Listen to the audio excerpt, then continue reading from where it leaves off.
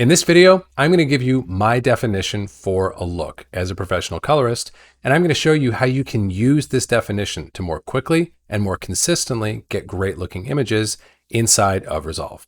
So let's dive right in, and let's start by coming up with a focused definition of what this term look really means, because it's used in so many different ways out there in the wild that it's almost lost all meaning, and it's really just become a shorthand for referring to the aesthetics of our image, right?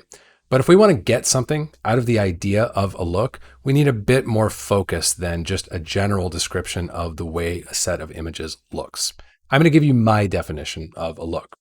A look is a set of creative adjustments that stays the same across every shot in our timeline. That's all there is to it. It's just a set of consistent, what I sometimes call macro level creative adjustments that we make the same way to every single shot in our timeline. Let me show you what that looks like here inside of Resolve. So here in Resolve, I've got my overall color management set up. I've got a template node graph in place. If you want to learn more about those things, I've got lots of videos here on the channel where you can read up on them.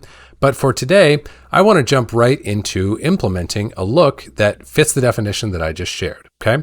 So what I'm going to do is go over to the timeline section of my node graph, which is the perfect place to implement a macro level creative transform, because anything that I do here is going to affect not just this shot, but every single shot in the timeline. So it's the ideal place to implement a macro level transformation of any sort. And one easy way to implement a look here at the timeline level would be to use a LUT. I could also use a plugin. I could also build a look myself if I was knowledgeable in the art of look development. I'm going to speak more on that in just a moment.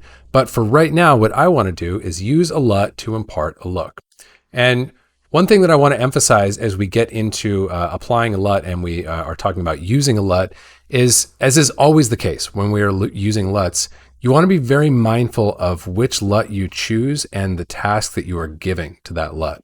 Because it would be very easy for me to go into my LUTs folder and go into my film looks subfolder and go in and grab something like this Rec 709 2383 and drop it onto my image, and then get this. That doesn't look awesome, does it? It's not really the LUT's fault, it's my fault for improperly using the LUT. I'm basically dropping it into a color managed project, and as a result, I'm getting a double transform from log to gamma space, from a camera space to a display space, essentially. This isn't what I want. This is a really, really problematic foundation to work off of. So even though I highly encourage the use of LUTs as a vehicle for imparting a look, we want to be mindful that we are using the right LUTs from a trustworthy source that are designed to do what we want them for, which in this case is to impart a creative look. So I'm going to get rid of this LUT because it's not doing me any favors here, is it? Instead, I'm going to create a new serial node. And one option that I could use is to go into my PFE subfolder here and grab this 2383 LUT that I have built to work nicely inside of a color managed workflow. This is a free download. I'll leave a link to it in the description for this video that you can download and try out for yourself if you like. But you'll notice if I grab this and drop it on, I'm getting a much more sensible reproduction of the image. And more than sensible, I'm getting a filmic reproduction of my image that I'm seeing applied to every single shot in this timeline. Now, I want to be clear, this look is not color grading. I have yet to do any color grading. All I'm doing is laying my foundation, first with my color management, that's my technical foundation, and now with my look, that's my creative foundation, within which I can grade more quickly and more effectively because the images already look closer to where I want to see them go. Okay, so this would be one very simple example of implementing a look in the specific definition that I just gave a couple moments ago of a macro level creative transform, a set of creative adjustments that stays the same across every single shot in the timeline. And if we wanted to, we could go in and we could grab a still of this look. In fact, I'm going to label this node and we'll call it 2383. And we could grab a still and we could label this look 1. And the fun thing about choosing a look and picking out a look and getting it set up here at the timeline level is you can audition and tune and tweak until you feel like you've got a set of creative manipulations that really, really supports your creative intent, your client's creative intent for the material before you've even begun grading. So now when you do begin grading, you're already that much further along and you can start paying attention more quickly to the more finessed, nuanced, fine details that really separate an okay color grade from an excellent color grade. So let's take a look at another option. Let's see what else we could do for look development if we didn't want to use this 2383 emulation.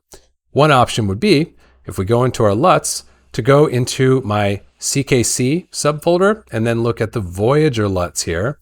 And in this case, I want to go into the Pro Pack because the Pro Pack represents something really cool to me. This was something I was really excited to build when I put it together. It's a set of modular LUTs that you can use to build a look without having knowledge of look development. I mentioned that you indeed could build your own look here at the timeline level of the node graph. And I've actually got videos on doing that exact thing here on the channel if you want to check those out. But I also want to emphasize, as I always do when I'm talking about look development, that look development is a separate muscle. It's a separate skill set from the skill of color grading. Can a person have both? Absolutely. Do you get one simply because you have the other? Absolutely not. If you want to build up your look development chops, you have to work on it. And while you're working on it, I want to encourage you not to let your project suffer, but instead to source really high quality LUTs that are designed to do what you're using them for from a trustworthy source. So one good example of that would be these Voyager LUTs. And as I said, I in particular like these because they are modular in nature. So you are able to actually build a look even though you are not ready to start doing full-on look development perhaps in your own practice. So let's go to node number 4 here and let's just look at how this would go. If I go to my tone and go to my foundations, I'm just going to flip through these and find something that I like. Something that's key for implementing the right look for your project and for your creative intent is not to get stuck on any one shot. You want to make sure you're flipping through all your shots and getting a sense for how these different ingredients are working. So in this case, I really like Cygnus so far for this first piece. I'm going to go ahead and label this. We'll call this tone-F for foundation. Now we can go in and look at our tone modifiers. These are going to give me a little bit of color contrast as I climb from shadows to highlights. And again, I can just flip through the different options and flip through different shots and audition what is working best for my creative intent. These are looking okay, or Mira here is looking okay, but I think I'm probably going to go with this Alcor LUT or maybe Vega. Let's go with Vega. I think that's really nice. So we can call this tone-M, okay? We're building something here, right? Now we can go into our palette section. And again, I'm just going to flip through these and look at how they affect my different images. I'm going to go with Planet X for this one. I think that's really nice. It's just adding a little bit of weight to my more saturated colors.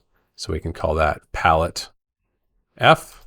And finally, we can go and look at our palette modifiers. By the way, I don't have to choose an ingredient from every one of these categories. I just have the option to choose an ingredient from every category. I can also choose 2 or more ingredients from one category if it's giving me results that I want. There's no wrong way to use these LUTs because they're all designed to work here in DaVinci Wide Gamut and to take that in and spit it back out. So if you're getting a result that you like, then you are using the LUTs in the right way, okay? But just to round out the exercise here, let's just look at some different options within this realm. I've got some black and white options. I've got a few different things that I could choose from. And in this case, I'm going to go with this one called Kari. And we'll say that this is my palette modifier. All right. So now I've built a completely different look from look 1, which I had a moment ago. And I can see that when I wipe between my look, my current look, and look 1. They're completely different renderings. And this part of the process, I'm going to be honest with you, this is one of my favorite parts of the color grading process, exploring the overall look, either on my own or even more fun with my client in the room, looking at the different overall aesthetics that we can impart to all of the shots in our timeline, because that's going to be our foundation. That's going to be the house that we are living within for the rest of the color grade. And if we build the ideal foundation that we really, really love and that supports the vision that we have for where these images ought to go, it just energizes and makes the color grade itself that much more fun. Because again, I want to emphasize, none of what we're doing so far is color grading. This is just setting an overall look for our images. And it just means that when we do begin color grading, we can go in and get that much further, that much faster. So I'm just going to drop my exposure here, maybe adjust some contrast pivot, maybe go in and adjust my saturation using a trick that I love to use of tagging my color space as HSV and turning channels 1 and 3 off, and adjusting my gamma and my gain within that space, like so. Maybe getting a little bit more of kind of like a filmic saturation level to the image. I can go back over here to this shot, same kind of thing, just work my basics. And I'm getting to a really good place a lot faster than if I were relying on getting all of my aesthetics from my individual shot by shot grading decisions as I go along. It's like bowling with bumpers. It's like cheating. I'm starting from a better position. So because I've got a higher floor, I've got a higher ceiling, and I can get to a better spot that much faster. So that's my definition of a look. And I really do believe that it is helpful to have a specific focused definition of that term, because when you do, you can take that principle of a set of creative manipulations that stays the same across all your shots, and you can implement it in your next color grade. And I'm going to challenge you to see if that doesn't improve your work the next time you try this out by keeping things consistent, having some ingredients that don't change. That's something I talk about all the time in color grading. So much of color grading is about what we do that differs from shot A to shot B, the different solutions that we come up with to make that shot look its best, and make that shot look its best, and make that shot look its best. But color grading is also about what we do that doesn't change. It's about the consistent things that we do. Ultimately, that's one of the biggest things that's going to bring all of our imagery together and make it feel like one finished film as opposed to 400 or 400 individually graded images.